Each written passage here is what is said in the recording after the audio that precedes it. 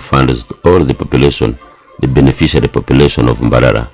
And the exercise was presided over by Honorable Kalisa, the deputy of the national coordinator for PDM, the secretariat.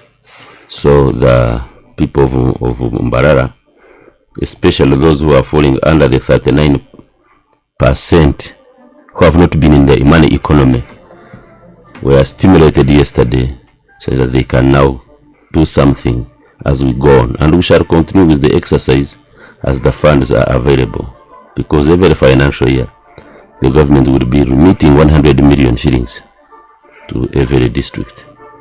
So that one we expect those who do not benefit on yesterday's exercise in the coming weeks. Actually, we have 25 million already on the account to give to this next batch, and we shall proceed. We expect that in the few years to come, people who really feel they should have something to do will be doing it. I thank you. All right, let's stop up for a break. When we come back into the topic of discussion, good morning. The Academic Registrar, Kabale University, invites applications for August 2023-2024.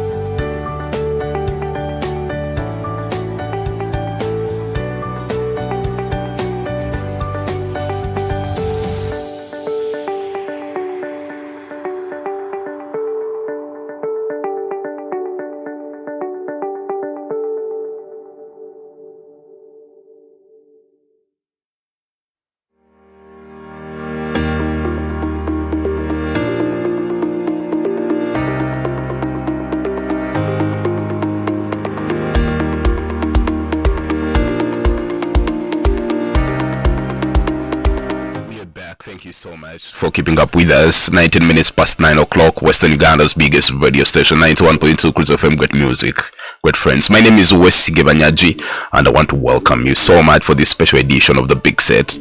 And we'll be discussing all this and much more on our topic of discussion already on our social media platforms. Go to Facebook, we are 912 Cruise FM, and Twitter. You'll be able to follow through, give us feedback. Our topic of discussion is there. We're going to be reading some of your messages, but later on in the show, I'll give you an opportunity to contribute on 752-912-912 and 780-912-910. With me in studio is the Mbara District Resident, District Commissioner, Mr. Imekatera is with us this morning. Sifo Safi, regular panelist in the Big Set. Mr. Peter Mpaka, member of the National Unity Platform, and Council Muhangus Honorato, who is a lawyer, with us here. But before we get into that, I have a message from Royal Form.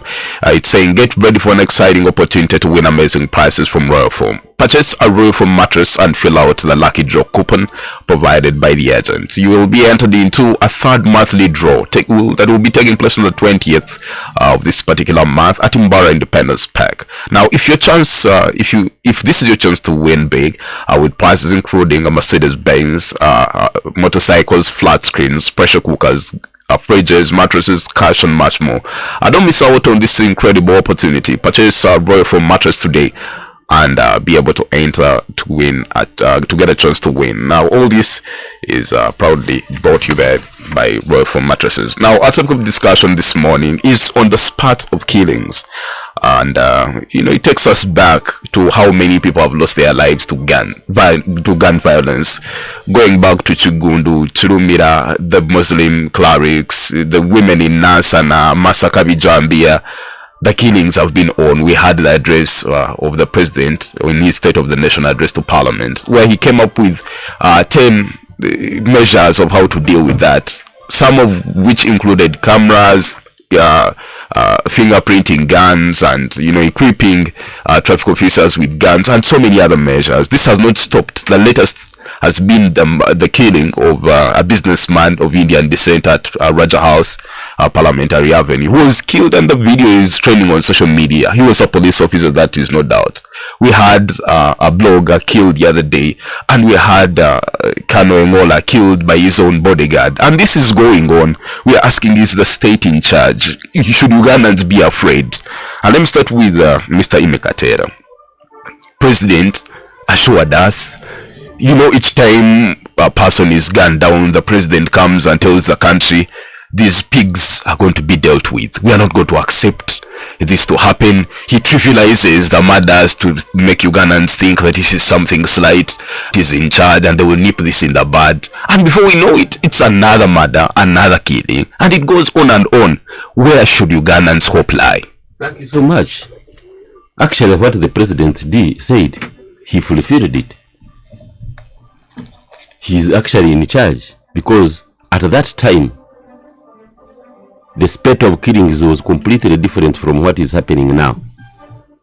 People were being killed by unknown people, and they could not be even traced. And the president, among the measures he put, putting on cameras and the rest, that was put in.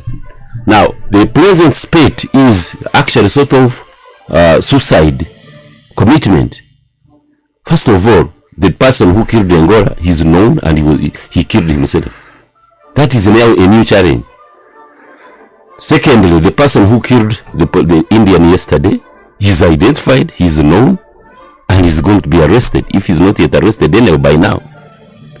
The person who killed the blogger, sooner or later, already suspects are in place and are going to be killed, because the cameras are assisting, everything is assisting, and there is even also circumstantial evidence to show the blogger had run out of his mind also.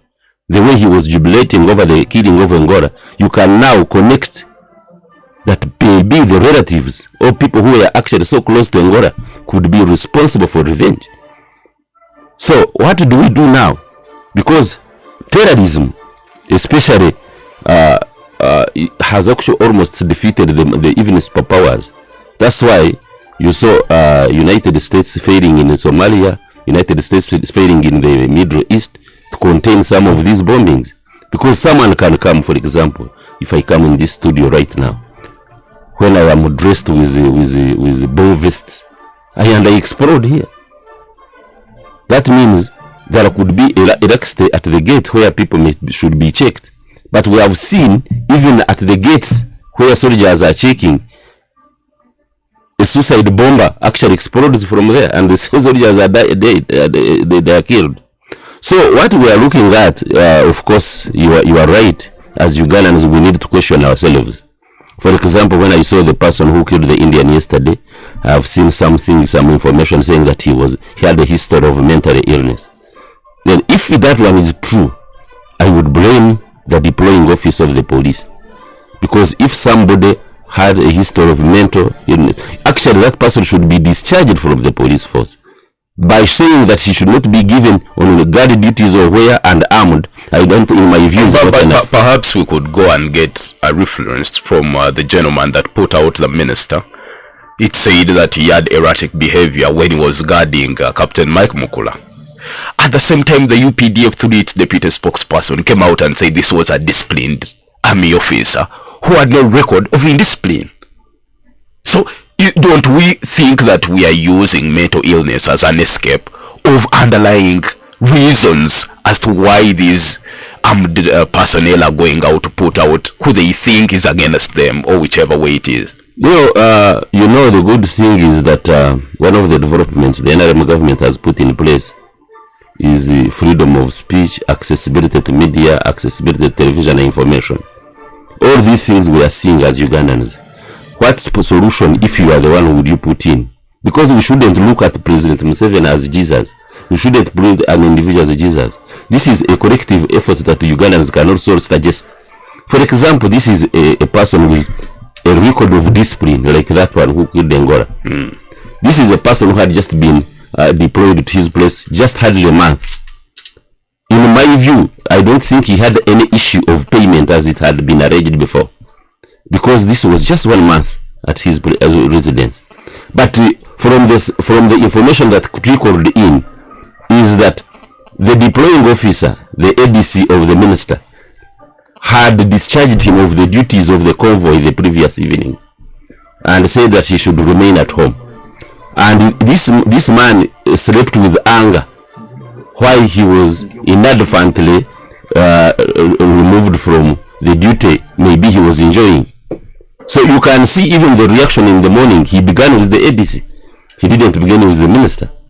So when he began with the ADC, as they were trying to take off, leaving him behind. So the minister wanted to come out as a soldier and he was armed with a pistol. In my view, the man thought this man was coming to take him off. All right. You okay? Let me. So, but at the end of the day, these are accidental mysteries that are coming in. Now the question is, how do we avoid them? How do we avoid such accidents now? Okay. In my view. Thank you. This is literally the chairperson of the security committee of our entire district. Yes. People should be able to listen to solutions and hope. Yes. Let me bring in Honorato at this point. It's routine the president will come out and address the country on the state of security, state the same words in the same wording in the same format he's used before. He said all this before all these recent killings of how they should be dealt with. But there seems to be a repeat of what the state avoids. Do you think the president will be believable this time around? Allow me to recap on some spate of murders that we can draw the inference to help our listeners to understand the circumstances and the situation as it is at hand now. When you look at the death of Honorable Abiriga, he was a colonel in the army. He was armed and trained. Look at the death and the gruesome murder of Haj Major Chigundu. He was even armed. Joan Kagezi, the principal state attorney, was also gunned down. ASP Churumera died in the same incident. Look at the death of AIGP Andrew Felix Kawesi. Let's look at Major General Katumba Wamara, how they attempted to kill him and survived narrowly. But ended up to kill his daughter. You remember how we are looking at the big heads. You as a lawyer, you should now know the deep pocket principle. We target the big one. So the daughter died as a result of a mistaken killing of his father. Talk about the death of Colonel Honorable Charles Angola. Then come to Ichuri. Look at the attempted principal judge. the current principal judge. Zija. Hey, Dr. Flavian Zija at Impiji. The security detail he has around him. Look at the attempt, a number of attempts made. We had the attempt of passing Namugaza. The Mzee Churi, who gunned down. Look at the Indian. Crying out. Of course, when we are talking, I sympathize with the RDC. You are putting him on line of death when you bring him to discuss such a topic, because he will not give you a decisive answer. Believe me or not, because one, they are killing those who are highly guarded. But this thing, I will attribute it one to the tiredness of the population. There is a message being delivered. Even themselves, they are killing us. Because these are RDCs, they find themselves as helpless during election time. I have been in a number of elections. Some people are gunned down amidst the RDCs, the DPCs, the police. Now, what could be the challenge? Where could be the problem? But we also cognizant of the fact that all these cases are not similar. For example, yesterday's killing of the Indian was purely personal. It was this gentleman who felt agitated by the loans that he had with this Indian man. That's where I'm heading. Yes. One of the writers said that he wrote, he's a Kenyan man. He wrote and he put it clear that once you mix police and the army, you will have created a serious hostility between the populace and security forces. That is where the problem is. Because between me and Mr. Katera, who are the arbiters of the law, we know that security forces are categorized. We have UPDF. When you look at the constitution, they are very clear and their roles are spelled down. The reason why there is UPDF, whose mandate is to guard the boundaries of the country, the territorial integrity of the country, and we have police who are trained to deal with wananchi. They know how to hand a gun, they know how to enforce the law, and even they have different sections. Once you go to police, you can witness it. We have those in Kachi who are manning the security, holding guns. We have traffic whose mandate is to go to the road. Who knows that security part? They know how to deal with traffic flow and rules, guidelines guiding the road users. Then we have CIDs. They are all police officers. They are trained, but they are specialized in nature that they know. Once Mr. Katera is summoned to police, which rank should record his statement? Because me and Katera, once we go to police, of course Katera, at his rank, his statement is supposed to be recorded by somebody of either AIP or ASP. But for me, between me and you, once we march there, a mere sergeant can record our statement because we are ordinary citizens. Yes. Yeah, thank you so much, Council. That's not how it is. Statements, there is what we call caution and charge and caution statement. When somebody actually admits after apprehension, that charge and caution statement can only be charged by that person of the ASP rank and above. But a mere statement, whether you are another DC, whether you are a minister, whether any sergeant can record it from you. All right. So they don't record statements according to ranks. Okay. They record statements according to the evidence. Okay. Okay. Thank you. Message taken. But for your guidance now, let's go into the law. When we look at the levels in government, there is a certain rank that cannot arrest someone. You are another DC, you are guarded, you are the level of the commissioner. Just a corporal cannot record your statement under the law. But when we look at charge and caution statement, then we go back to section 23 and 24 of the Evidence Act. that one is an admission.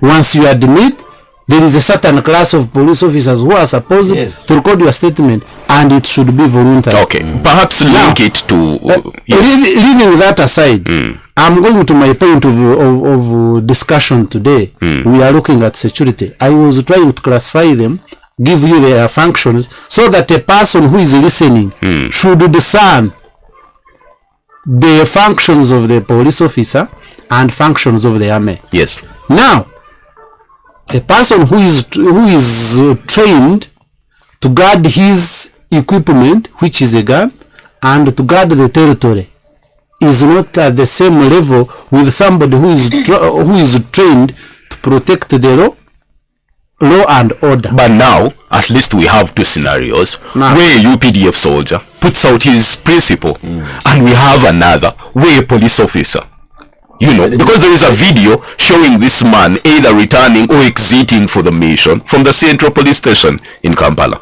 So they are both doing the same thing literally. Yes. And perhaps as Ugandans we should be thinking, what is informing this attitude of security personnel? This, me growing up in the 90s, this is not something that was very common, where we know a security personnel can enter a building, put out a person and walk out. It's not hard. That's what I was trying to resolve. Yes. That even when the locals are dying, the so-called high-profile officers, they don't mind. Because it starts from the ground level. When we are in politics, people are shot at. Officers are commanded by those who are looking for election, for votes.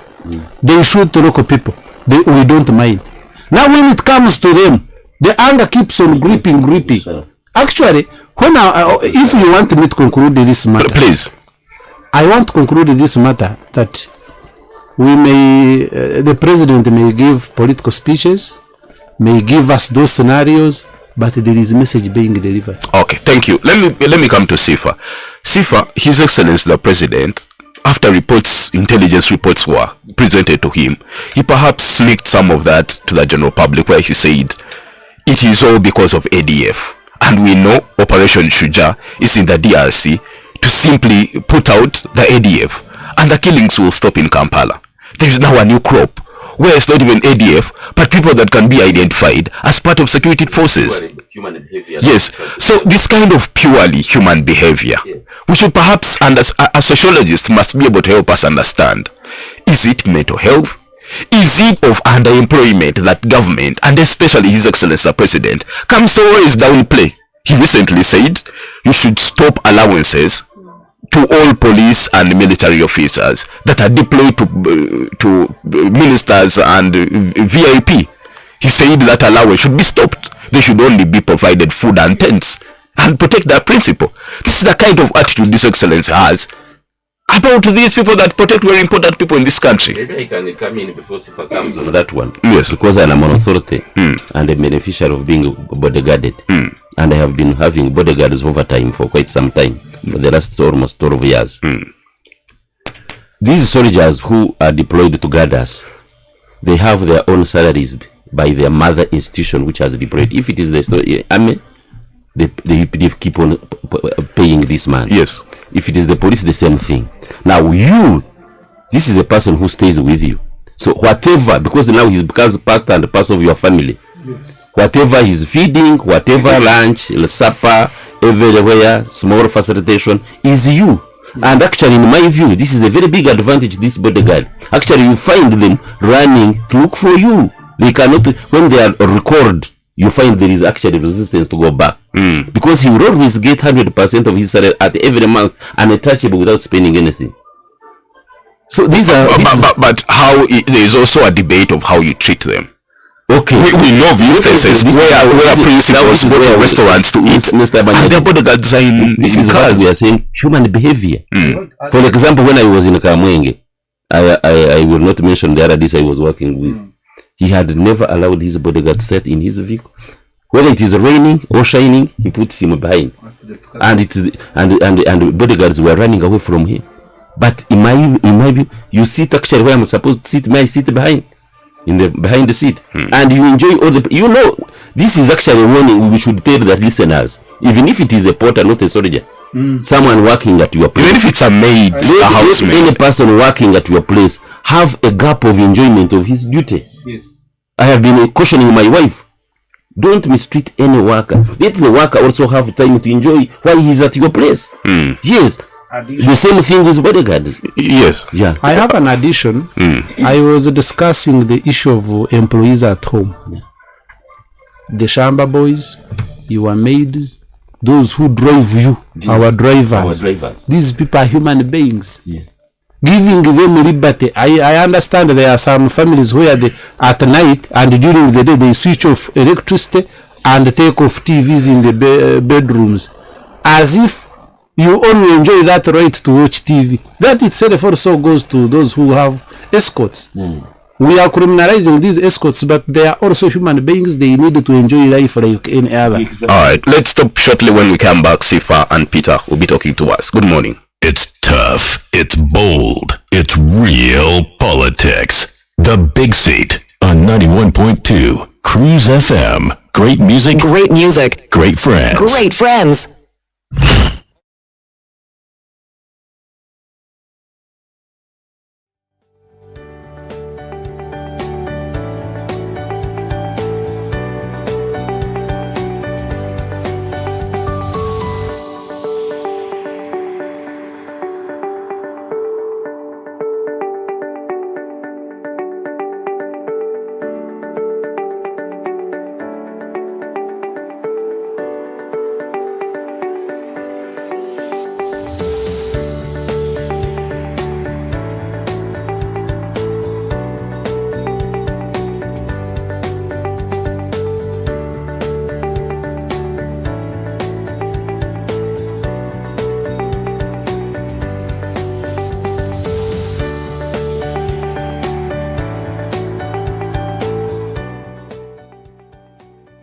It's 19 minutes to top Mpaka and Council Honorable Muhanguzi. We're talking about the state of security and where our hope lies. Let me go to Sifa Safi before we went for that break.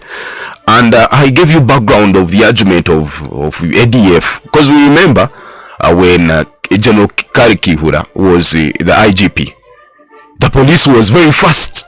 Even when someone is put out today, in a second they come to give us who has done it, and they would allocate it to the ADF. The ADF is defeated and almost in oblivion. We now have a situation where the killers are identifiable. How is it possible that it could be the same that we are seeing, that were part of what was happening in the pub? Because we know, for example, in the Alex Kawesi case, all the suspects were exonerated. They're out at large, and it looks like no one can be culpable. Joan Kagezi, they have never arrested one single individual. To Joan Kagezi, it's almost coming to how many years? Close to 10 years this lady was put out. We shall have the answer. Yes, and Sifa, hearing this and seeing all this happen, for example, we know that away from those that have been part of security, Abiriga, Muhammad Chirumira, Muhammad Chigundu, now this blogger, who is an ardent cadre of the NRM, associated with Muhozi Project, put out. Perhaps Peter will give us the answers if at all they are the ones behind the killings as the opposition, because none of their members has been put out the same way these people put out. Sifa. Thank you, Vanyaji, and I thank my fellow panelists for their submissions. Of course, it's quite disturbing, Vanyaji, when high-profile people die one after another, especially to guns. And the worst being that of the minister who was gunned down, of course, as we are, my friends have said, and we all know that, gunned down by a person who is supposed, to protect them. Of course, we know cases where some bodyguards have died trying to protect their bosses, and you show that, showing the level of commitment they have as professionals. But of course, people are giving reasons, and there are so many factors as to why these things are happening. Of course, my friend Council said that people are tired. I don't know tired of what. because people have been trying to say that people are tired of the leadership that is in place. But we are asking ourselves, it's not just government officials that are being gunned down. For example, this Indian, we are told, is a money lender. He's not in government. He's private business. So for me, it's not just about that people are tired, but there are so many things which I think experts should look into, because you're going to see more of this if it's left unsolved, Banyaji. For example, we are told that this man shot him down because when he went there, they told him that he owed them 1 point something, which to him, he thought it was inflated. But I want to tell people, my friends, we're talking about the characters of bosses. This is very important, and actually it matters a lot in what we are talking about. We know these people are not trying to be racist or whatever, but these people, the Indians, for those of you who have worked with them at least in business and whatever, there is a way they treat their people. And in this case, Banyaji, I'm not trying to, this is my view, and it's a general analysis. In this case, you might find that when this man went there trying to ask and inquire, the man started hurling insults. You know, we are going to get reports maybe and whatever. But we know, even when these people go to offices where there are police officers and whatever, they don't respect anybody. I was told that at one point when they are driving and they are stopped by traffic officers and whatever, and you ask them for their permits and whatever, all they tell you is that you are very small. May I talk to bigger people in this country and whatever. So that impunity of some people should stop, especially these people who come in as investors and whatever. They're not above the law. But secondly, managed bosses, for example, those who are guarded and others, we said this year last Saturday, I told you that these people are human beings like us, even if it's a maid at home, Banyaji. I gave you an example of families where a maid cooks, and when it is time for eating, while the people are seated on the table eating, she's back in the kitchen preparing for her own food, because she's not allowed to eat the same food as the bosses. That is quite sad. What do you expect of such a person? You know, they are human beings, they have feelings, they have families and whatever. Talk about Shamba boys, Banyaji. I even quoted a verse here in the Quran where we are told that you have to pay your servant before the sweat dries up. You know, because these people are working, they want survival just like you, and maybe we are not equal in terms of opportunities and whatever, but let these people enjoy what they have worked for. So for me, Banyaji, I say Sifa, when you hear His Excellency the President, yes, we can accost some of the behavior of these individuals to how they are treated by their principals. Yes. But the element of the president thinking a Ugandan, since he was not is he conscripted to the military? Yes, he was not conscripted in the military or the police. You entered by free will. So the state literally, all they can do is provide the basics. The rest don't matter. We know the conditions under which these people operate. Do you know how police officers sleep? I do. You know where the military officers sleep. This gets to their heads. They are human beings. We might blame the minister, the RDC, but what about the state? When you hear a person who superintends the state saying, no, the basics we shall provide is tents and food, the rest you came to serve. Yes. This comes to the head of this person, and they have guns. Yes, but like I said the other Saturday, that there are certain things that the government should look into seriously and as urgently as they can. For example, yes, the president is talking about salaries. There is no money for increasing salaries for these people, and there are no allowances. That's fine. But like I said, let these other conditions be looked into. For example, I gave you an example that there are police officers who travel miles away from their places of residence to the places of work. You know, their own transport. Some of these are renting out rooms on their own. You know, and considering the salaries they get. So for me, yes, we might not enhance their salaries. I said this and I want to emphasize. But like he said, do they have food, for example? And that is one. Do their children go to school free of charge, like the president was suggesting? But we don't know why this is not being implemented, because we know quite a number of them who are paying school fees for their children. Do they have must all police officers have their children in UPE? They would want to go to Kampala Parents. They would want to go to Mbara Preparatory. They would want to go to Intari or Maryhill. And actually, some of them are doing that. Some of them are doing it, of course, out of their money. So when the president is referring to state sponsorship, he's talking about UPE schools and USE schools. But are they in the conditions upon which these personnel can have their children? Let's not look at UPE, you know, in referring to the children of the soldiers and policemen. Generally speaking, it should be UPE, should be improved and whatever generally. I don't want to, you know, specifically look at the children of police officers. So that is education looked into, that is one. But Manager, I want to talk about the issue of individuals. The RDC talked about it slightly. Let's not blame now the police force because a policeman shot at an Indian, or look at the bodyguard who shot at the minister. No, these are individuals, Banyaji, because you have quite a number of them are committed and contented with what they have. So they are just, it's passion, it's a calling. Police is a calling, you know. I've said it's not, for me it's not a job. But I want to again look at the issue, Banyaji, of again individual bosses. some of these people are very, I told you that some of them, you wonder how they went into the army and how they were promoted. They treat their people very, very, very badly. It's because, you know, by the nature of their job, some of these officers will not come out to complain in public and whatever, but it is too much when you talk to some of them one-on-one. So for me, why should you claim a person's allowance and you swindle it? You know, you sign for it and take it. Someone was saying it off air, and I have evidence, I know it. You know, you sign it and take it. I gave you another example that some of these people are supposed to be having units for accommodation, but those units are being occupied by the people of the higher ranks, yet they have allowances for that. So for me, the whole thing should be looked into, personnel and whatever. But as I conclude on this, Vanyaji, please, the issue again of recruitment matters. Because in the past we used to have people, because Acharwarema Oksomokwanjiro Chanda go to the army, and we thought these things had stopped, but they are still there. And one of the reasons we are told some of these people bribe their way into recruitment. That is quite unfortunate. Thank you, Sifa. That is why we end up with people that are errant. All right. Peter Mpaka here. What is now is something that we are getting used to. An official of the state dies, a member of government.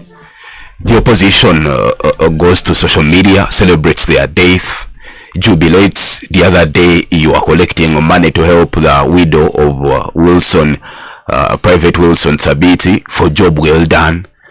The opposition has created a culture in this country that is obnoxious. You're celebrating death, you're offering no solution, all because you think, why doesn't the state talk about it when members of the security forces are killing our own?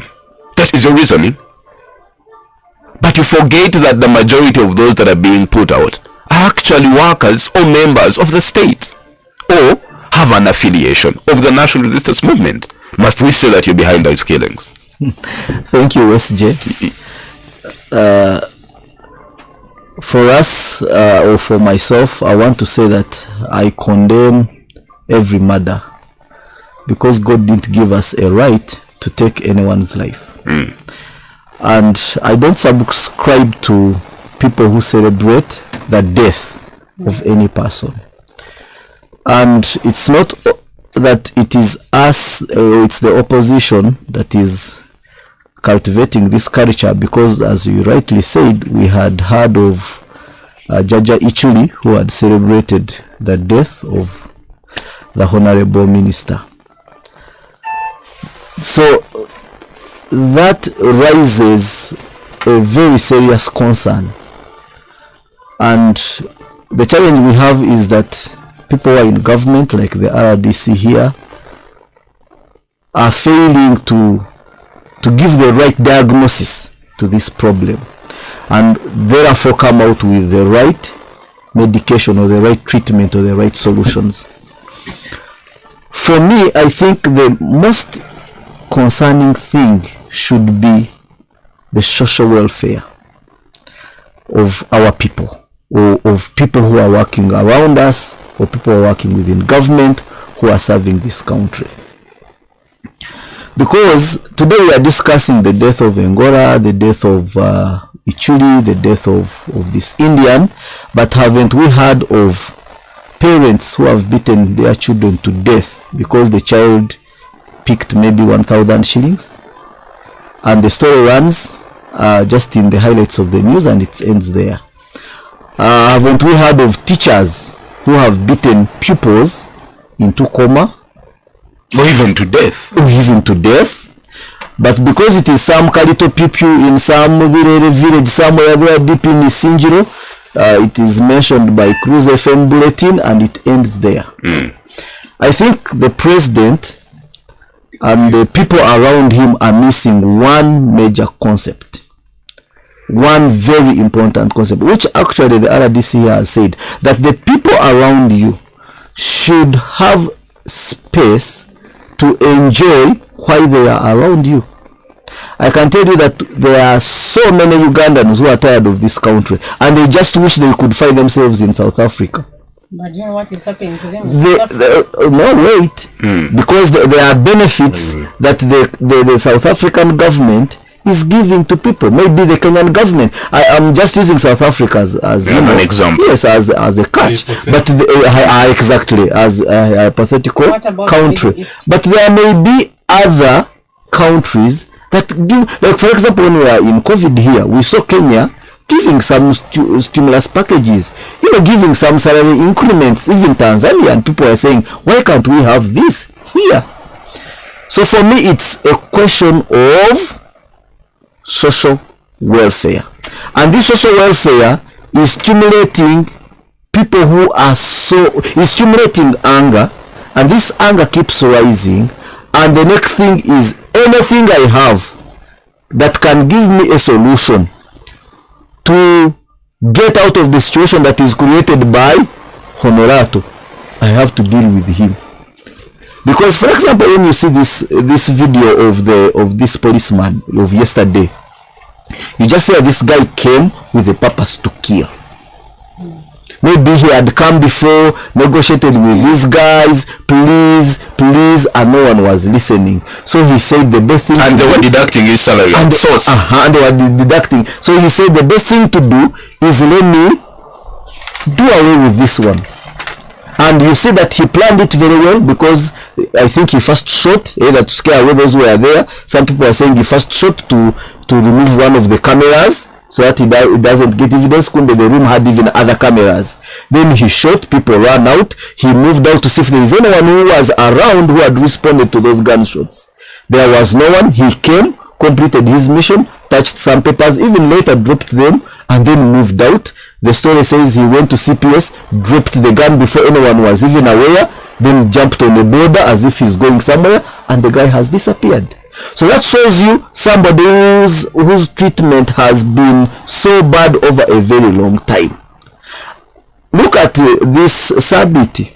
Sabit also had his issues. The family was saying the guy would always call us, send me Nkumitano, send me Mutwaro, send me this and this, and no one wants to take care or listen to this person. We have had interns, please, no one wants to hear the interns. We have had teachers, please, no one wants to listen to the teachers. Is it arrogancy on the part of government?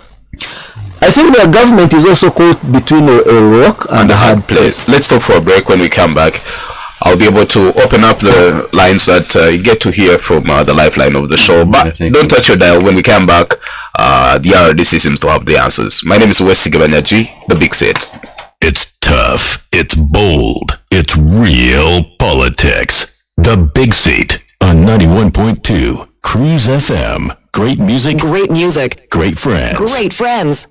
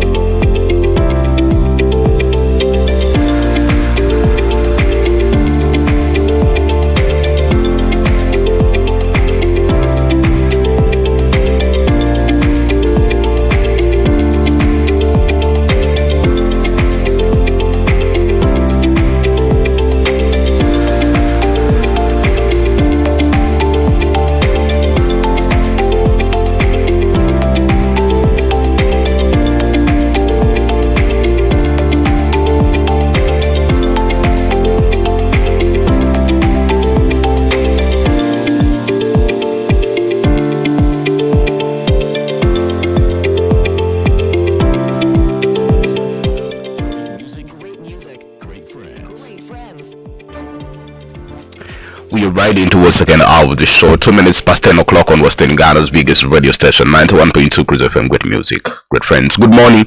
My name is Escalating and I want to appreciate you all that are listening in. And the people of Soro, Rukunjiri, Kabare, Ntungamo, Lyantonde, Rakai, Ishembabure. I'm very certain now you can see all buses and all cars from Kampala, because of the Katonga bridge collapse, are going through Zimbabwe. So it's sometime for you, the people of Zimbabwe, to make that money. You can now sell the plantain, you can sell the chicken, the meat. Position yourself so that by the time they repair the bridge, you can be able to make some money. But I want to appreciate all those that are contributing to the show by the messages that I'm seeing. The feedback is good. And on Twitter, 912 Cruise FM, on Facebook and Twitter, we put a question and I can see the messages are streaming in. Perhaps let me get to read some of your feedback. And later on in the show, I'll give you an opportunity to contribute to the conversation here on 752-912-912 and 780-912-910. Now, Robert Babiha is saying, more security and entry-level policemen join this service out of jobs frustration, not passion. You hire a person who is already frustrated and broke, pay them peanuts, take long to pay them, suffocate them on loans. You give them guns to protect wealth. Life is very ironical. Chris and Saja, you're listening in from Misinjiro, and you're saying it's because of gun misuse in the country. I think government should re-register all guns. Miles in Ruvindi, Kashari, you're listening in and you're saying, I think some of the security officers are tired with the people that they serve. Turiamare Bambros, you're listening in from Bushwere Mwizi, you're saying on this the government should re-register all guns. Barije and Aloysius, you're saying you think that's for the show, and you're saying I think people are tired of the leadership of President Museveni, and Uganda as a country has enough security. It's not like those killings are from outside the country, but Museveni should leave power because Ugandans want change. Moses Nwagaba, thank you for the contribution. You're saying, I come in peace to say a good dancer must know when to leave the stage. Our dear government has done more than enough. We really appreciate. Let another person lead. Jordan, you're listening in from Shema and you're loving the show. Thank you so much. Nwasima, I can see you're saying talent, Nwasima. Thank you, a lady from Kakova. You're saying the government needs to identify where those guns are gotten. And because in Uganda, no private person owns a gun. And indeed, it's a question. Guns are a monopoly of security forces. So the Ugandans are asking, if it's known to those with monopoly of guns, who else is doing it? I'll come back with Olympics Uganda and the rest of you. Keep the messages coming. We shall be able to read some of that. Now on 752-912-912 and 780-912-912. I'm going to give you an opportunity, RDC, to respond to that. Get more of the questions coming in. Good morning. Good morning, Mr. Wanye. Yes, what's your name and where are you calling from? You're speaking with me, Brian Aliatuska from Uganda, Mukafunzo. Yes, please. Kukabanyaki kirangu wareba kizo umuntu mukuru kiza kikarwanza umuntu mukuru zimazima yumana to imichi wakura wende wekindi kureba ikintu cyatire abantu abakuru bagubirwanza ikitwa kimicyo kora musezena muri abukire yebare mnongo. You've gotten that on 752-912-912 and 780-912-910. Call in and let's hear from you. The big set. Hello, Professor. Yes, hello, caller. This is a Katilka Desire from Urbampara. Yes, Desire. We just lost you. The big set.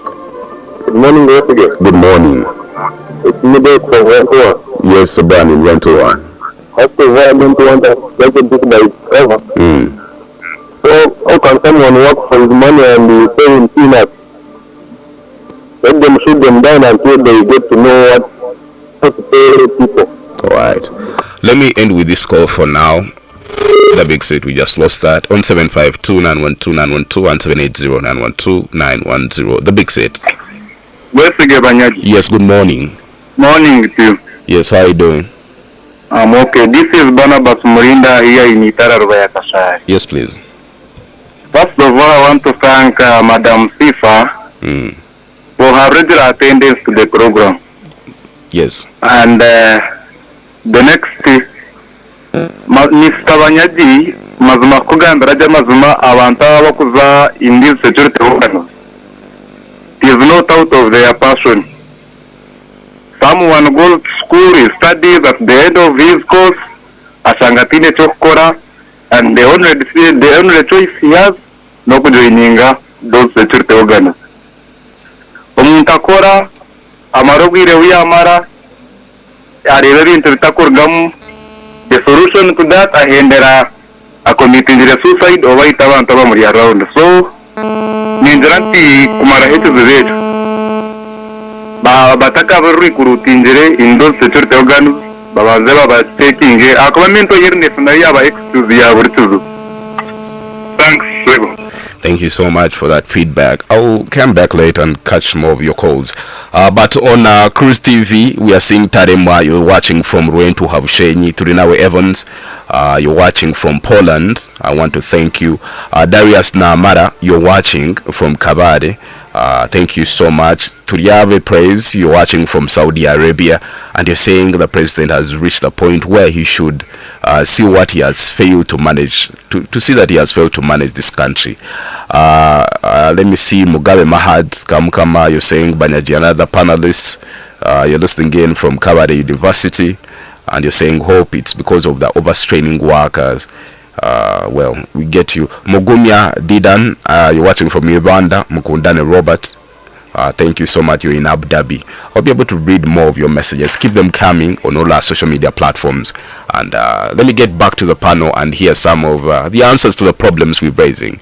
Let me conclude, and then we allow the ideas. So I want to conclude my submission on social welfare that is resulting into social discontentment and causing social anger, and then resulting into some of the things we are seeing, because this also comes to the issue of service delivery. Actually, the whole thing is about the services Ugandans get vis-a-vis how we are taxed and how we are living in our country. Because I talked about the teachers and their discontentment. The whole of this week we had senior health officers, the specialists. They were not working on any. My wife took our daughter to the hospital here at Timba. No one was even taking care.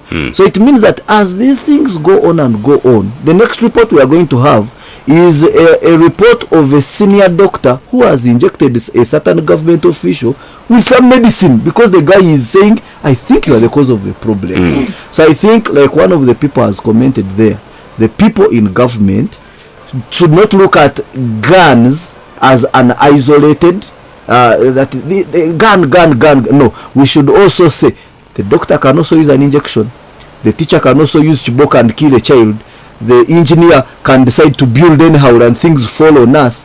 When we raise that question, then we'll be able to deal with the issues that are affecting Uganda, and we'll go to the real heart of the issue. Thank you. Mr. Katera, the elephant in the room is corruption.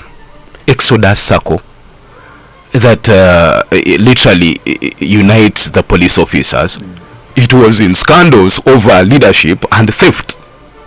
Perhaps this gentleman would have been getting his loans from Exodus Sacco. It's in shambles.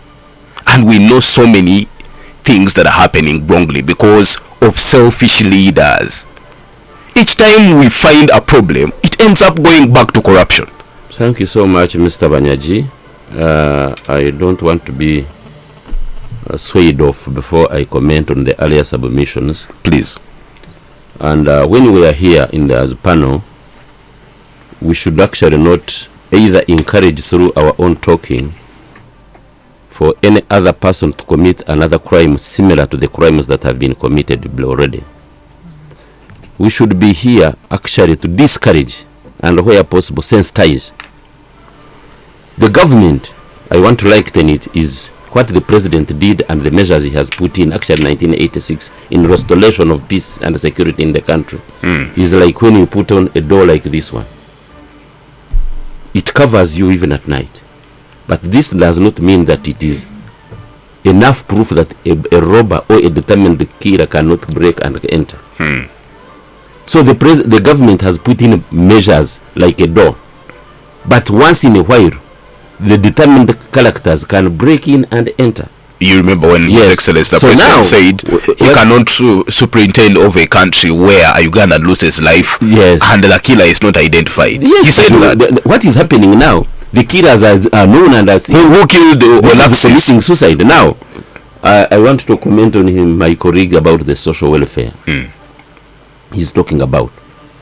All these things are bounding on the mindset change. There is a disease that has actually inflicted this country. A new disease called government Etuyambe syndrome. People think government can do everything. It is time now to use such a media that we tell the population the law of government and the law of an individual. What does the government, what are the roles of government? For example, infrastructure development. That is the role of government. Now, you as an individual is to tap in the infrastructure the government has created to create wealth to yourself. Who told you that everyone should grow up and become a policeman or an army man? No. Who told you that everybody who must go to school must become a doctor or an engineer? And who told you that everyone who goes to school must come out and get employment? We have both informal and formal employment. We have got people who are very rich who have never gone to school. We have gone to people who have all the relevant qualifications, are like lawyers but are not practicing law, but they are farmers. But let me perhaps give you background. The Constitution puts all that mandate in the hands of government, international objectives and principles of state policy. That's what I am saying. Putting the Ugandan people out of poverty is a role of government. Definitely. Creating jobs is a role of government. Now, when we are creating jobs, let me highlight some of the creation of jobs the government has put in. First wait. He's going. What? No. What the Arab we tried to tell the population the truth. Receive the information. What Mr. Katera, my senior, is saying here, out of respect, I'm not trying to distort you or to interject you, is to switcherere amazi nkuko abanyankore bagera tugumize mutuyihutuze. For example, you have cited infrastructure development. The government of Uganda invested 103 billion on that Katonga bridge section.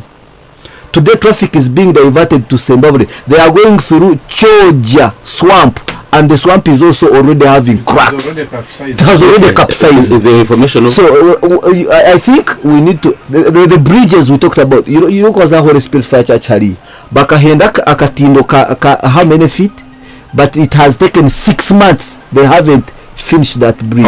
So I still hold the floor. First wait, I thank you so much for the information, but I want to inform him now he is dwelling on isolated incidences. For how long has the massacre Kampala Mbarara Road served the Ugandans? All these years. The incidents that took place yesterday is what is dwelling on. Don't you think government now is supposed to be preemptive? Yes. Supposed to be preemptive. Look at this man. Yes. Now look what we are talking about. This is exactly what weather conditions. We also have the causes of degradation of environment and the rest. But these are some of the isolated incidences that at times are beyond our reach at a given time. I wanted to tell Ugandans here listening now that the infrastructure he was talking about roads, accessibility of electricity, accessibility of water, schools, health centers and the rest. Now you as a person, you use some of these to create wealth to yourself. For example, the interventions of government has put in place. We have brought in many interventions. We have brought billions of money. We are here not to encourage criminality. We are here to guide Ugandans. But should that create a blind eye for what government is failing to do? Do you agree with me that the government brought a lot of money for youth livelihood? Absolutely. Do you agree with me that the government brought a money for WEP? Yes, but you also agree with me that there are Ugandans that are being killed without trace. Now, without stress. Yes. or that there are many. When those who were killed without trace, let me tell you, Mr. Banyaji, the president came up and put measures. That's why perhaps we should have a conversation over those measures. Now, that is why those who are killing now are traced. Mr. Banyaji. Because yes, give us information. Mr. Katera, with the due respect, we intend to disagree with you on issues of mindset and the death of our Ugandans, because it is a concern to all of us. I actually, when we are studying law, according to you, how would you want to discourage it? let me tell you, someone was giving his mind that probably that something that could result into another. I like the way how you use the word mindset change, especially you RDCs. Mindset change to kill something and jump with into another one. I think now we should also take you to mindset change lessons, so that you can also understand that concept the way it is. The man was saying that once you don't diagnose the symptom and the problem, most likely the doctor will also raise anger and inject someone with something that is not permissible into his body. No, I think what the RDC is saying, we appreciate their challenges, but they are isolated. Can we look at the general good? That's what the RDC is saying. No. Really, let's wait a moment here. Let's wait a moment.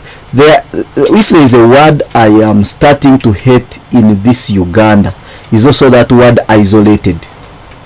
Because everyone is using it. In the case of Charles Sengora, Ofono Opondo was saying this is the first principal has been killed by a guard, so this is isolated. But it's true. Let me tell you. Whether you say it is true, that's why we started by curtailing all the murders. The end result is murder. So we should ask ourselves, what is causing discontentment? That something that is supposed to guard is now turned into a weapon against somebody else. And that's why I'm saying something. That's what I'm saying. RDC is saying that people can use anything to create wealth for them. I want to inform the RDC that we have so many youth who have started so many businesses, but because of the unfair environment, their businesses don't celebrate even the first anniversary. Can you tell me that? Very few of them. No, site they are in a fair environment. When I get a loan, for example, let me can I say what are you saying that are failed to be bought?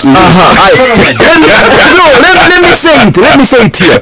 You started business in Imbarara. I'm talking about the cost of maintaining the business. You start a hardware in Imbarara. Yes. You know how much you buy a bag of cement is delivered in Imbarara here at around emitwaro eshatu n'enkumi eshatu. You have to sell it emitwaro eshatu n'enkumi eshatu. You have rent to pay. You have trading license to pay. Recently they brought property. They brought property. Aren't you supposed to pay them? Let's be fair. Let's be fair to listeners. When you have all this taxation that we are going through, I'm telling you, people cannot survive, and that's what is bringing this social anger. Safer. And I will tell you what we mean by life. Let me start it off with the issue of taxation, Peter. I think taxes have to be paid and all countries, but what we want is service delivery. What we get out of the taxes, I think that's what matters. But people have to pay taxes. I want to talk about. They have talked about a lot of things, but for me, I want to connect it to corruption, Vanyaji. All these some of these problems are as a result of corruption. Mr. Peter, you talked of the issue of COVID-19 lockdown, that some countries tried to help their people here and there. I think Uganda as well did, but what happened was that it ended in the hands of a few people who are corrupt. Talk about the 100k that was given to people who are not well off, those who get food off pocket. What happened was this money was given to people who are well off in terms of money and all that. Town clerks are here, secretaries here and there, instead of giving it to the people salon, border people and all that. So it's all about corruption. What do you think now is in the heads of the people of Karamoja after the Iron Sheets saga? The next thing you'll see is a Karamajong getting a gun. An arrow. Let's stop for a break. We'll be back. It's tough. It's bold. It's real politics. The Big Seat on 91.2 Cruise FM. Great music. Great music. Great friends. Great friends.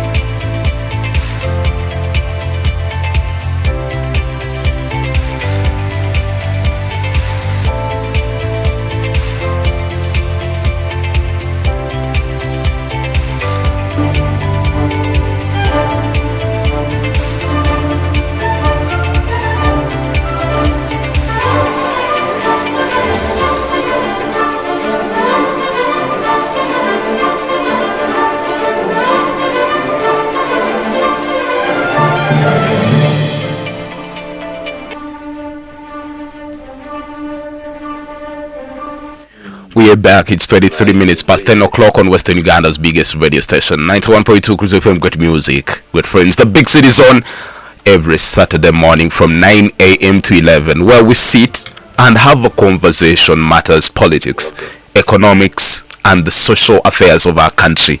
This week we are talking about the state of security, and with cases most recently, the killing of an Indian, Utama Bandari, who was known for money lending at Parliamentary Avenue. And we also had the murder of Colonel Charles Okello Engola, who was the State Minister for Labour. And we had Tusubira Ibrahim, famously known as Jaja Ichuli, gunned down in Chanja, and so many other couple of cases. But we are here to talk about, first of all, now I want us to engage the gear of evaluating the measures of President Museveni. With me in studio is Sifa Safi, the RDC Imikatera, Honorata Muhanguzi, and Peter Mpaka. Yes, Sifa. Yes, I was talking about corruption, and by the time we went for a break, I was talking about the issue of the Karamajong with iron sheets. And we are laughing it off, but it's not even that much funny. Because much as they might not have guns, Banyaji, you know, these arrows, you find that someone is very bitter, you know, sleeping under the rain, yet they know that they were supposed to get iron sheets here and there. That is just an example of so many other things. Stealing money for drugs, stealing money for clean water for people, and all that. So people are bitter. People should know that you steal, but there is retribution for every action you do. That is especially government officials. Now, I want to talk about the issue of guns. People say that there are, actually there's a lady called, I'm very happy she called, and she said that civilians do not own guns. Yes, they don't own them, but they possess them, and some of them illegally, after scrutiny and all that. But what we should know, Banyaji, we have a lot of illegal guns in Uganda, especially because of the conflicts around this region. Talk of Sudan, talk of Somalia and all that. So it's easy for people to own guns illegally, and that is what happens. But I've been told also that some security officials hire guns to thugs and whatever, and they use them. I don't know how true that is, but we have very many good people that are good at investigating. Why don't we come up with a report on that? I mean, how many of them have been punished for doing that? Because we know it happens. Then the issue, Banyaji, of eliminates high profile. It does. Yes, it does. What I'm saying. Yes. The reason as to why those reports, am I on air? Yes, you are. The reason as to why those reports do not come out. You have vividly talked about Karamoja, where the situation encompasses the vice president, the prime minister, high profile ministers. You will not see life in that case. It's hard. They are investigating, so let's be a little bit patient. So, Banyaji, there is this issue of our words. We should mark our words as Ugandans, because the genocide in Rwanda, for example, was sparked off by words by a few people on radios and whatever. Someone called here and said, let them kill them. But that is not good. You know, we cannot do that. And it does not happen. We should all condemn it. Because but you see, Mr. RDC and Sifa, no, it's not about the three of you and the rest of the team here. Yes. We have been in this country long enough. Yes. These things were unheard of in the past history of Uganda.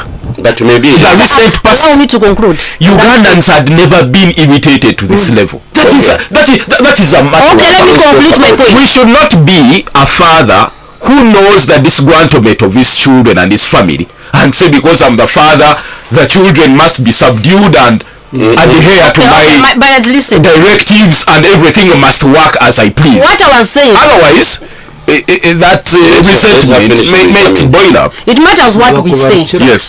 Someone, like I said, called and said that Kababiti. But today it might be someone, and tomorrow it is you. And we should know that these killings are not necessarily about politics. We've seen business, women killing their husbands over money and whatever, husbands killing their wives. So you know, so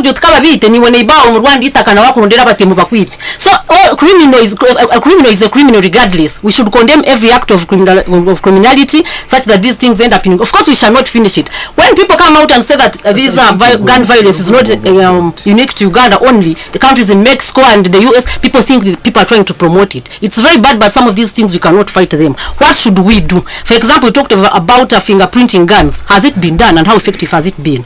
Let's talk about the issue of cameras. For example, after the killing of Pandeka West in 2017, His Excellency directed that cameras be installed on highways and in major towns. Maybe they did, and somehow it has helped in crime detection and prevention. But we are saying the other day when we saw the ICT police director, that is Mr. Yusuf, he was telling the parliamentarians that some of these cameras are being affected by dust, rain, and some cables are being cut by companies that construct roads and all. So what we should be doing, for me, is what should be the solution to that. We had cameras, so what should we be doing that we keep them in line? That is one. And secondly, if we are saying we have illegal guns, what should we do? The other day we saw the UPDF trying to tell people to come and bring in guns and uniforms and whatever, and it was somehow effective. Where did that end? Then the issue of sensitization. Security operatives should not get tired of telling people on radios and TVs on suppose what to do. For example, let me cite an example of tampering with the crime scene.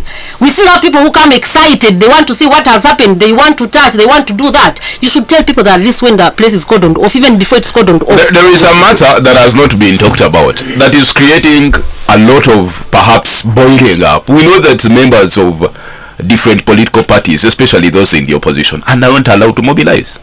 It creates anger. Those that run the state must know. The RDC you're here. The RDC you're here. When Peter Mpaka and these courts come to Mbara, come to Wisbwera to mobilize, you're the first to deploy to destabilize them and allow NRM cadres to go ahead and converse for support. No, I am saying that kind of anger by members of our society can create situations where a person feels they have lost it all.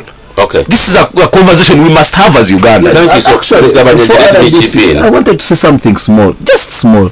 Me, I wanted to differ from SIFA and probably even the RDC that the gun is not the problem. The chiboko the teacher uses to beat the child is not the problem. The problem is we have to deal with what is causing the character. Why is somebody supposed to guard now turning and doing the opposite? So now, yes, thank you so much, Nabanyaji, and the Chip Scene and SIFA. First of all, I want to thank you for bringing in this topic. When something happens, let's talk about it. Yes. And when we are talking about it, let's condemn it because it has affected us. Yes. For us who are in security, me as the chairperson of the District Security Committee and who shares with other chairpersons of District Security Committee the whole country, the crime rate in Uganda is decreasing very tremendously. Are you being yes, decreasing. That's what I want to be, the information I want to bring. But now, when some of these isolated incidents take place, we are supposed exactly to ask why and get answers. Okay? You asked a question that why was it before we had never seen this and these things are happening now? There are many things that were not there before that are here now. For example, tarmac roads, electricity, iron sheets housing. No, perhaps I would think you would say no. At least I wished you had said perhaps with technology and liberty and democracy, it is creating that kind of environment. But because of that, certainly not. Democracy, all that, human rights, all those we can talk about. For example, in the 1960s, I saw the chaos. By 1966, the Uganda army was called King's African Rifles, and there was a war between Uganda and Congo, and they came and camped near our place on the hill opposite my home. That time, if you call the KRs, there were very few armed forces in Uganda. I think they were not even more than 20,000. I don't think they were even 10,000. But now when you see the armed personnel we have, because of the prevailing and security challenges, the recruitment, the number is very far. Okay? We have army, we have police, we have also sections in the police and the riot and the rest. We have security guards. Some of these things, people were not there that time. But now, Mr. Perhaps this question as you're answering, aren't you worried as managers of the apparatus of security that this could create a bandwagon where people in security forces think this is how we solve disagreements, and if we did it and put out this Indian, another person who has a conflict over land, who put out the person that I have an issue with, and it goes on and on and on. Actually, why I want to thank you, yes, and the proprietors of this radio, is that we must use the media to condemn and discourage. Now the question is, if some of these people are apprehended, for example, if the other one had not committed suicide and killed himself, yes, if Wawire is finally arrested, the question should be, what action has government taken on that one that is deterrent enough, yes, to discourage, okay, to discourage that. So this is where Parliament must come in with strict laws. For example, you remember some countries have lifted the death penalty. You see, people have been condemning court, but even here in Uganda it's no longer mandatory. People have been condemning court martialing. You remember, even in those days, people, when a court martial, they would sentence a person and shoot him, because the army, for example, if an armed man commits a crime. Now he was in Kamwenja as an RDC. A soldier who was guarding a certain major there killed people on a bar. He was tried. The court martial came and sat at the scene of crime, and sentence was passed there. Okay, such that people could see justice has been done. In my view, that could discourage some of these people. Let's receive that information. Thank you. I would like to thank Mr. Katera. The challenge I have with some of these other RDCs is lack of information. But Katera has put it clear. What I can add on his voice is that with the development, things change. When development keeps on coming and changing the scene, also other things come in, like crime rate. You are a lawyer in making, but when you study criminology, they will tell you that there is where thieves will come to look for ababinebukari. I can put it in Nyankole for people to understand. Omushuma naza kuruga mu Kenya iza kuyiba kacheka hariye enju nyingi, because he thinks there is money. So those in kacheka should also double the efforts in securing their property. It's only that when it comes to some of these RDCs, they will tell you from Rukumuru and Chenana na Mukaga. Hatobu ngobi izine no. Development na ijana challenges izindi. So ntutekwa kuhindura na nende roho tukureba mu bintu.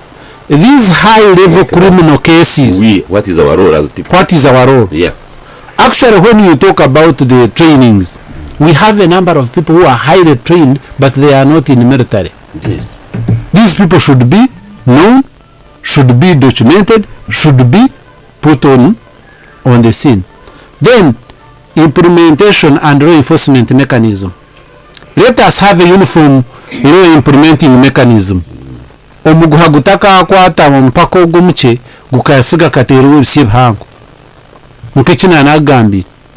The case of Mabati should give us a picture that actually ministers are also on the run. All right. We should look at the president coming in to crack the whip on the errant ministers who have swindled and embezzled what they are supposed to be delivering. All right. Thank you. Let me add on something on what Mr. Katera has said on the issue of laws. That is right, and we should all, support that, because as time changes, the world is not static. For example, with advanced technology, increased levels of literacy, crime changes, and crime increases. So for me, it's all about our MPs to enact laws that match that situation, that time we are living. See, first off, we have enough laws. That one we can guarantee us that take time to. But they have enough laws, like we said, for example, now the one they've just amended about computer misuse, for example. We didn't have computers then, and so it was just really. I can even but before this that was passed, there was already a computer misuse. But it had to be amended to fit the situation. He's a lawyer. Yes. Isn't bail a constitutional right? Yes, it is. Now, would you, according to you, really have that right? Absolutely. If it was you, absolutely, you had killed your relative. And it's not about it's not about who he has killed. He will be released. And yes, but now should we then advocate for what the president has already said? Let's scrap bail for rapists and murderers. That's what I'm talking about. But then you'll have to remove the clause in the constitution of presumption of innocence. That would mean we go where you are guilty first, and then exonerated later. Banyaji, yes, the mode of killing. Banyaji, Wabwire killed this person. The technology the president advocated for was there. It has showed the whole world that it is Wabwire who killed, and at leisure. So Now, if Wabwire tomorrow and he's going to be arrested anyway, he's aligned in court. Let's assume council will come to represent him. That is the rights we have now. Yes, he will come to say he prayed for bail. This man is a first offender. He has no history. And then court looks at the laws and the constitution, said he is right. The bail is right. He goes. If that Indian was Baba does granting a person bail exonerated, but if at all you're given the bail, it's the role of state now to press that person on the scene of the crime. Oh, okay. And the judges should do their part. Let's go back to the lifeline of the show and the feedback on Twitter. We are seeing a couple of messages coming in. Teacher Nwagaba Joseph, you're listening in and want to thank you so much. I see Benny Cruz, Terra at Twitter. I see Mose Cox. You're saying the problem in Uganda is now corruption. They recruit guys who are not willing for the job and they leave the best candidates. You're listening in from Andrews Kachika here. Nwagaba Roberts, you're listening in from Alliance, and you're saying to me Ugandans are desperate and many are working under unfavorable conditions. Roland Mwebas, you're saying I think Uganda, we are very insecure. For sure, losing 3 people in a space of 2 weeks, the gun shooting is absurd. Wakanda Rogers, you're saying killing wasn't good, but the truth is some of these bosses don't realize that most of their workers earn little money and they go to the same supermarkets to buy food. So what do you think it will happen if they fail to give them what they deserve? Mugabe Mahad, you're listening in from Kabale University and you're saying I think people are tired of government. Then Popo Guineas or something, you're saying when people of a country are absolutely tired, you cannot attack the big lion in the seat. They resort to spreading the anger to other officials. Let's get lastly from Haman's Twist, you saying the government should increase on the salary of armed people. Still, I do blame the police Exodus Sako for not releasing the savings of its clients now for over 5 years. And let me end with Anne Nasasala, who is saying it is a clear indicator of how desperate poor Ugandans are. The marginalized everyday labor force, whom the advantage don't want to know that they exist. Thank you all that for the feedback. Let's come back to the lifeline of the show, the telephone calls, and before we hit our short bumper and come back with our closing remarks on 752-912-912 and 780-912-910. The big set. Yes, ma'am. Yes, ma'am. Honesty is uko kwita no kwembundu no kwabantu kwita batayi babo kweterwa government abo kwiyekiragiro cyo kugira ngo umuntu yita kandi bagaka bamwemerere umuntu yita nabo bakamwise ico cuba cyaho yaho kugira ngo nabo kwita abantu batine kunkato umuntu nayito umuntu ntakaro go mwicura mwene ibintu biha amazina Uganda taza kushoka bari munonga. Thank you. The big sales.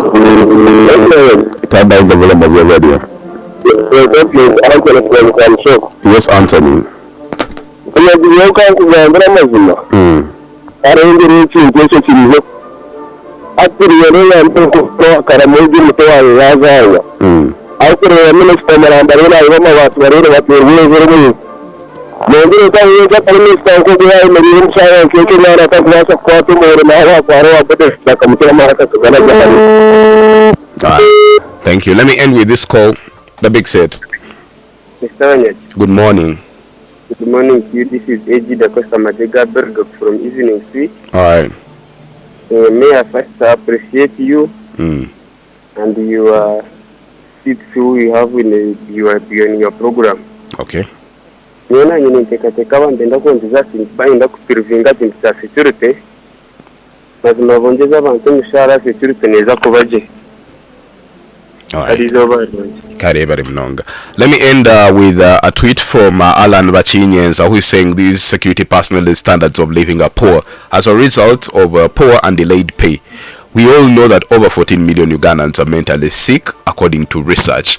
We're coming back after this very short commercial break when we'll be picking up the final parting shots from the panel here in studio. Don't touch it. Western Uganda's biggest radio. My name is Wes Sigebanyaji, the Big Set. It's tough, it's bold, it's real politics. The Big Seat on 91.2 Cruise FM. Great music. Great music. Great friends. Great friends.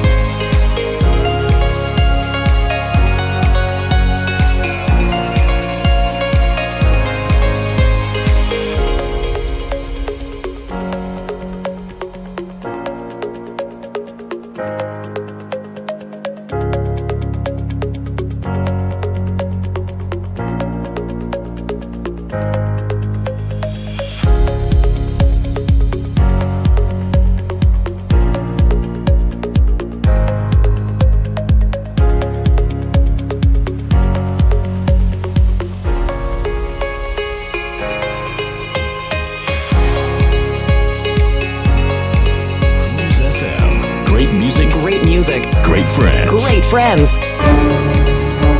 It's a quarter to the top of the hour. We're still here on Plot 12, Mutila in the Big Set. My name is Wes Gebanyaji. We're on the final lap of the show. And thank you so much for those that have endeavored to call in. And I want to appreciate you so much for the contribution on our social media platforms. Those that are streaming in on Cruise TV, following in from where we started at 9 up to where we are. We want to appreciate you very much. And the team here is proud of the feedback that we've given. It means all this that matters to all of us as Ugandans. As we say, we are not advocating for gun violence and impunity in this country. It is all good for better as we all work and endeavor to make sure we live a better country for the future generations. With me in studio is Sifa Safi, Ardent Big Setter, RDC Imekatera, Mbara District, Peter Mpaka, and Council Honorato Muhanguzi. Let me get to the parting shot. Sifa Safi, your parting shot. Thank you, Banyaji.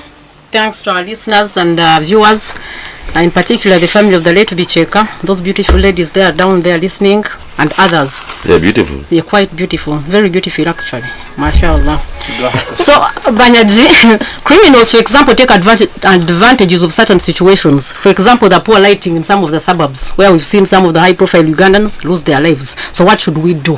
Because what I'm trying to highlight here is we know some of the causes of the problems we have, so we should look for solutions rather than talk about the same every now and then.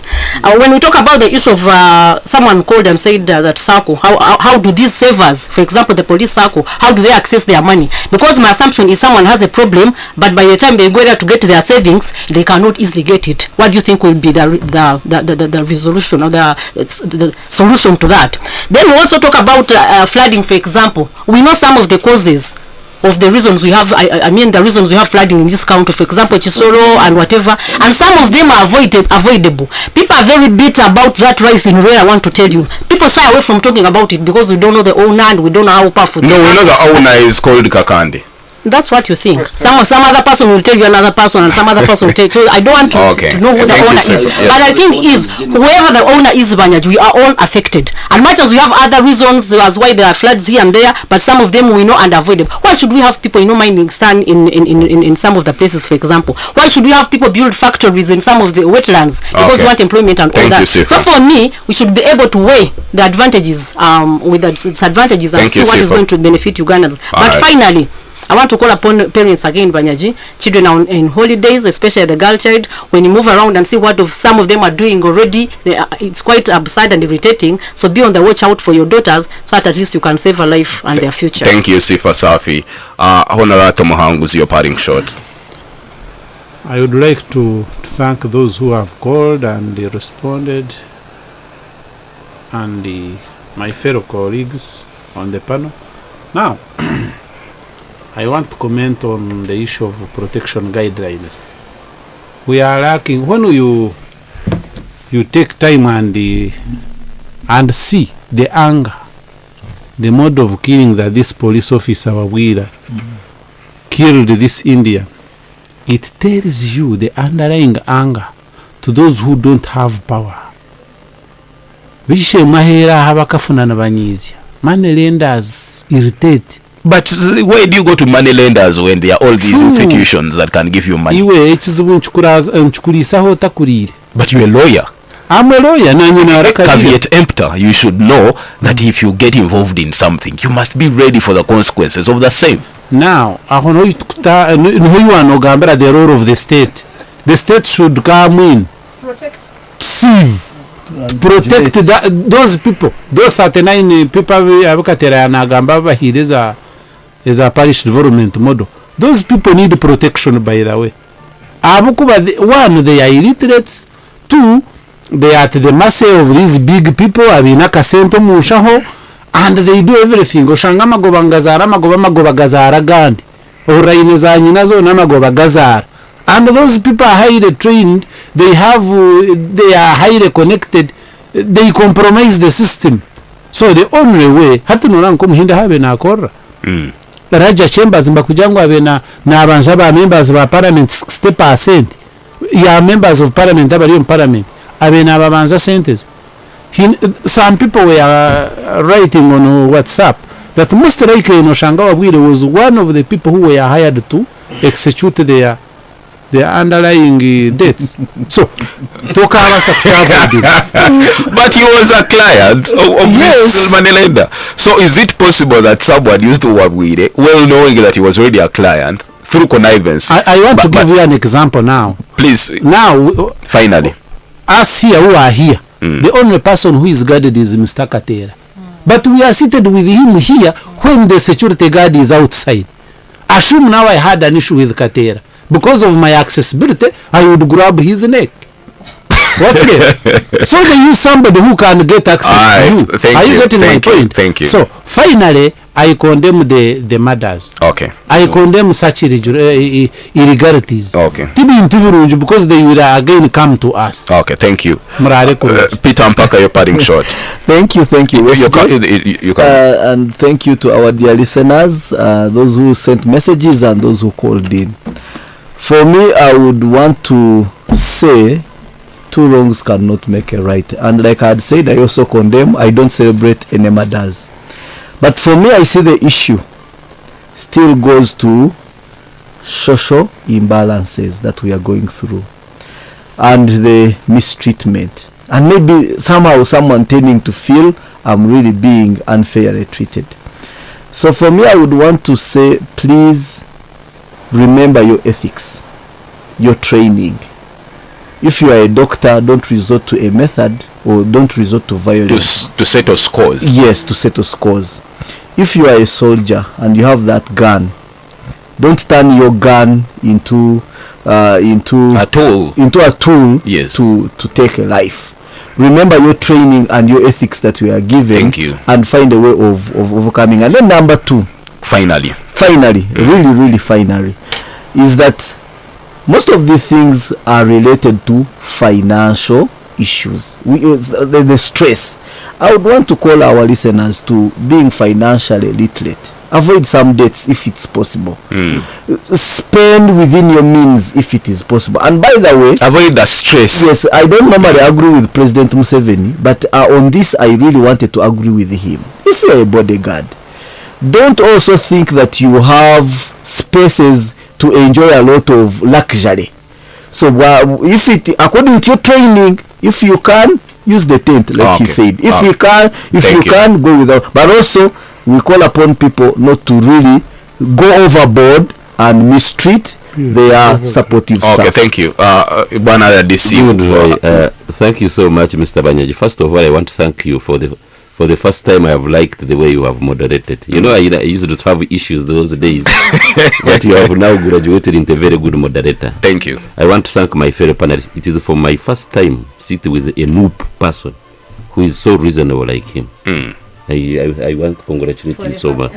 Exactly. And how I wish the opposition or other people could be as critical in that manner. Now, I want to correct very few things. Please. There are some people who are saying that people are tired with President Museveni overstay of power. I want to tell you that is a mindset issue. You are tired with what? What is the gap between you and the president? What has he what does he do to you that he has not done to you? Now, if you are wishing all this, look at the country like Sudan.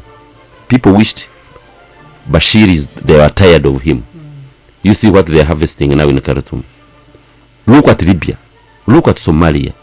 You people, let's not use isolated incidences of this to wish the worst for this country. But there are also countries like South Africa, Namibia, Kenya, and have democracy. The whole thing, Mr. Banyaji, which I want to end, is parenting. Yes. All these crimes are being committed by Ugandans. But let's swear, look, these are our children, our sons and daughters. But let's look at their background, where they were born from. What is the role of the parents? I tell you, however stressful, life is full of challenges. Let me tell you, there is nobody who will tell you that life is straight. You will meet challenges in life, but how do you control your temper? How do you control your emotion? How do you manage yourself in that hard life that awaits away? You see? So then the issue of social protection. The government created the liberalization and policy of the economy. Every Ugandan is free to do his business. Now, what the protection that the government has put in place is to create alternative sources of income.